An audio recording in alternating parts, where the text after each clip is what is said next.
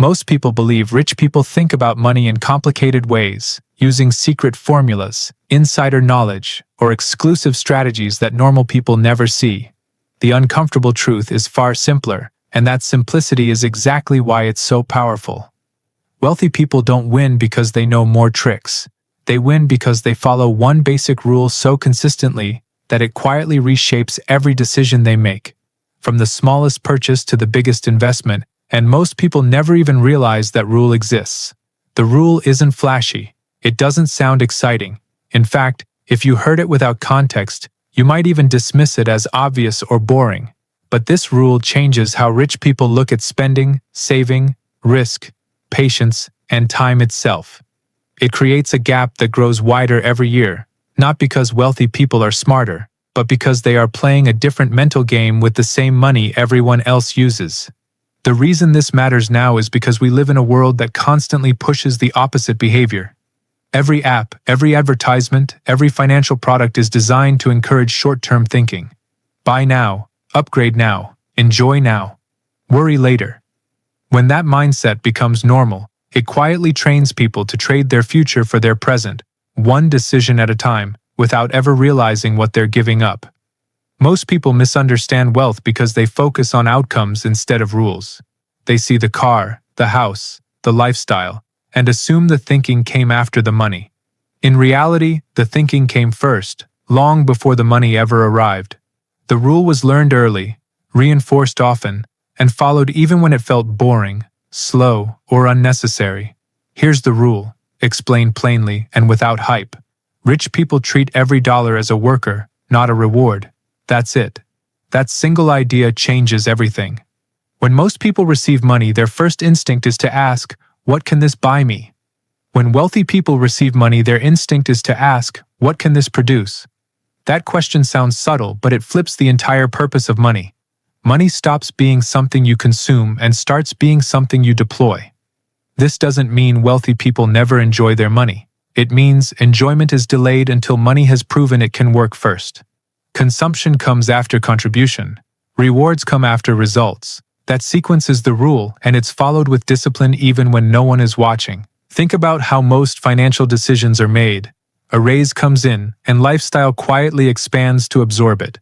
A bonus arrives, and it disappears into upgrades, trips, or impulse spending. None of these choices feel irresponsible in the moment. Each one seems small, justified, and normal. But collectively, they train the brain to see money as something that exists to be spent, not something that can be multiplied. Wealthy people see the same raise or bonus and feel a different pressure. Not pressure to enjoy it, but pressure to place it somewhere useful. They feel almost uncomfortable letting money sit idle or disappear without purpose. That discomfort isn't greed. It's conditioning. It's the result of repeatedly asking the same question. If this dollar doesn't work for me, what am I losing over time? Opportunity cost is where this rule really shows its power. Every dollar spent is not just gone. It's also the future value that dollar could have created if it had been put to work. Most people only see the visible cost, not the invisible loss. Wealthy people train themselves to see both. For example, a purchase might cost $1,000 today. That's the visible price.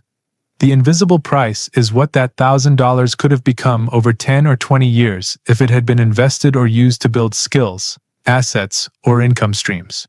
When you see both prices at the same time, many purchases start to feel far more expensive than they appear. This is why wealthy people often seem oddly conservative with small expenses while being bold with large investments. It's not because they're cheap. It's because small leaks compound faster than people expect. A habit that drains a little every month can quietly consume years of future growth. The rule also changes how time is valued. Most people think of time as something they trade for money. Hours worked equals money earned. Wealthy people reverse that relationship. They use money to buy time, not status. Time to think, to learn, to wait, and to let compounding do its work. This is why patience becomes a competitive advantage. When money is treated as a worker, it needs time to perform. Pulling it out too early defeats its purpose. Wealthy people understand that impatience is expensive. Acting too quickly often feels productive, but waiting often produces better results. The world rarely celebrates waiting. It celebrates action. It celebrates speed. But in finance, speed without direction usually leads to inefficiency. The rule teaches restraint, not as a moral virtue, but as a strategic one. Another reason this rule is misunderstood is because it doesn't rely on dramatic changes. It works through consistency. Small decisions repeated over long periods create outcomes that feel shocking only because most people underestimate compounding. Compounding isn't just about investments. It applies to habits, skills, relationships, and reputation. Wealthy people apply the rule beyond money. They ask the same question of their time, energy, and attention. Is this producing something meaningful over the long term, or is it simply being consumed? This mindset also explains why wealthy people are often selective about risk. They are not risk-averse. They are risk-aware. When money is treated as a worker, protecting it becomes part of the job. Losing money doesn't just reduce a balance, it removes future output that money could have generated. That's why wealthy people spend more time avoiding permanent loss than chasing quick gains. They understand that recovering from loss takes more effort than building steadily. One bad decision can undo years of progress, not because of the loss itself, but because of the lost compounding time. The rule also shapes how wealthy people respond to market noise and emotional pressure. When prices move, headlines shout, and opinions clash, most people react emotionally. Wealthy people zoom out. They ask whether the underlying worker is still capable of producing value over time. If the answer is yes, short-term fluctuations become background noise. This doesn't mean wealthy people never make mistakes. They do. But the rule gives them a framework for recovery. Instead of chasing losses or doubling down emotionally, they return to first principles. Is this decision aligned with long-term production, or am I reacting to discomfort? One of the most overlooked parts of this rule is how it influences identity. Most people see money as a reflection of who they are. Spending becomes a way to signal success, belonging, or progress. Wealthy people separate identity from consumption. Their sense of progress comes from growth, not display. This is why some wealthy individuals live far below what they can afford. It's not about modesty, it's about efficiency. Every dollar not spent unnecessarily has the potential to become a more productive worker elsewhere. Flashy consumption often provides a short emotional reward at the cost of long-term leverage. The rule also explains why wealthy people are obsessed with systems. Systems remove emotion. Automatic investments, predefined rules, and structured decision-making reduce the chance of impulse.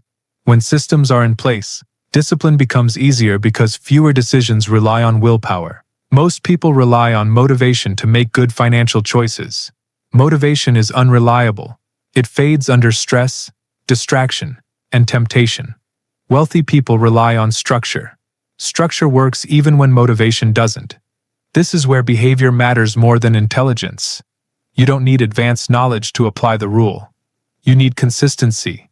You need to pause before spending and ask a better question. You need to accept that short-term discomfort often leads to long-term freedom. Applying this rule doesn't require high income. It requires intentional sequencing. Even small amounts of money can be trained to work. The habit matters more than the amount. A person who treats $50 as a worker is building the same mindset as someone treating $50,000 the same way. The mistake many people make is waiting for more money before changing how they think. That usually backfires. Money amplifies behavior. If you treat money as a reward when you have little, you'll do the same when you have more, just at a larger scale. This is why sudden wealth often disappears. Without the rule, money flows out as fast as it flows in. With the rule, money slows down, accumulates, and compounds. The rule also brings clarity to trade-offs. When every dollar has a job, saying yes to one thing means saying no to another. This awareness makes choices feel heavier, but also more intentional. You stop drifting financially and start steering. Over time, this creates confidence. Not the loud kind, but the quiet kind. Confidence that comes from knowing your money is aligned with your goals, not your impulses. Confidence that comes from progress you can't always see yet, but you know is happening. The irony is that following this rule often leads to more enjoyment, not less. When money is working in the background, guilt decreases. Spending becomes deliberate, not reactive. Enjoyment feels earned, not borrowed from the future. This rule also changes how wealthy people teach their children about money. They don't start with budgets. They start with purpose. They explain that money is a tool, not a toy. That lesson shapes decisions long before income becomes significant. The reason this rule feels uncomfortable at first is because it forces honesty. It exposes inefficient choices. It challenges habits that feel normal but produce little long-term value. Discomfort is a signal that old patterns are being questioned.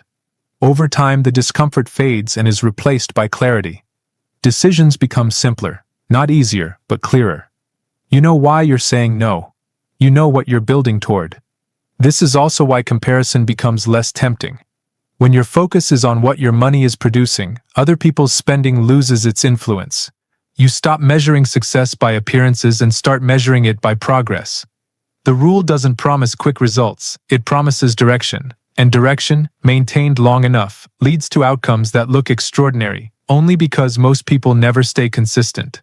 The gap between those who apply this rule and those who don't widens slowly at first. It's almost invisible. Then one day, it becomes obvious. Not because of luck, but because of accumulated decisions. Understanding this rule doesn't mean you have to become extreme or joyless. It means becoming intentional. It means recognizing that every financial choice is also a future choice. If you take nothing else from this, take this perspective shift. Money is not the finish line. It's the engine. Whether that engine is running or being burned determines where you end up. Wealthy people don't ask how much something costs. They ask what it costs them over time. That single habit quietly shapes their outcomes. You don't need permission to apply this rule. You don't need perfect conditions. You only need awareness and consistency. Start with small decisions. Practice the pause. Ask the better question. Over years, not months, this rule reshapes behavior. Behavior reshapes outcomes, and outcomes reshape options. This is how wealth is actually built. Not loudly, not quickly, but deliberately. If this way of thinking challenged how you see money, let me know in the comments. If you want more deep practical insights like this, make sure to like the video and subscribe. It helps the channel, and it ensures you don't miss what's coming next.